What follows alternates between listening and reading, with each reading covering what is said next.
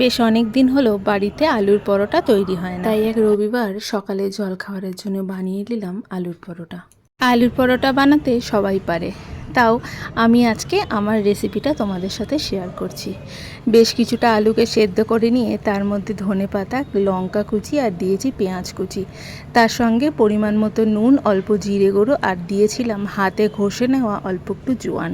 আলুর সাথে বেশ সমস্ত কিছু ভালো মতো মিশিয়ে আগের থেকেই আটাটা মেখে রেখেছিলাম।